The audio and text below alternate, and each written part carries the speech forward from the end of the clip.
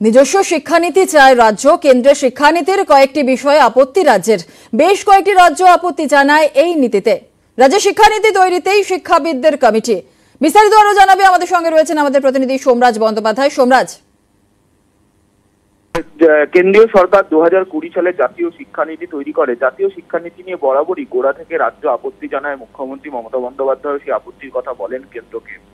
কিন্তু তারপরে কেন্দ্রীয় শিক্ষানীতি যেটা 2020 সালে তৈরি হয়েছিল সেটা সম্প্রতি কার্যকর করার জন্য প্রচেষ্টা শুরু হয়েছে কেন্দ্র সরকারের তরফে। রাজ্য সরকার এই মুহূর্তে দাঁড়িয়ে একটি বিশেষজ্ঞদের নিয়ে কমিটি গঠন করেছে। গতকালই সেই কমিটি গঠন করা হয়েছে, যেই কমিটিতে সুব্রত বসু, সুরঞ্জন দাস থেকে শুরু করে মধ্যশিক্ষা পর্ষদ, উচ্চ মাধ্যমিক শিক্ষা সংসদের সভাপতিরা রয়েছেন।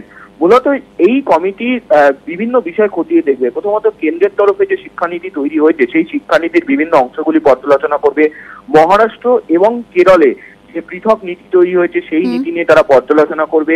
তারই সঙ্গে রাজ্যের ছাত্রছাত্রীদের ভবিষ্যতের কথা মাথায় রেখে এই কমিটি 2 মাসের মধ্যে পরামর্শ দেবে। সেই পরামর্শ নিয়ে পরবর্তী সময় আলাপ আলোচনা করবে রাজ্য সরকারের উচ্চস্তর, এমনটাই সেই নির্দেশিকায় জানানো হয়েছে।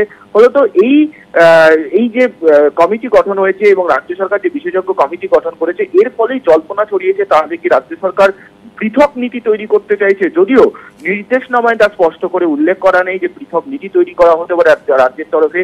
শুধুমাত্র কেন্দ্রীয় সরকারের জাতীয় শিক্ষানীতি এবং মহারাষ্ট্র এবং কেরলের যে নীতি তা নিয়ে পর্যালোচনা করার জন্য এই বিশেষজ্ঞ কমিটি, এবং 2 মাসের মধ্যে সেই বিশেষজ্ঞ কমিটি রিপোর্ট দেবে রাজ্য সরকারকে। বেশ বেশ, ধন্যবাদ সোমরাজ।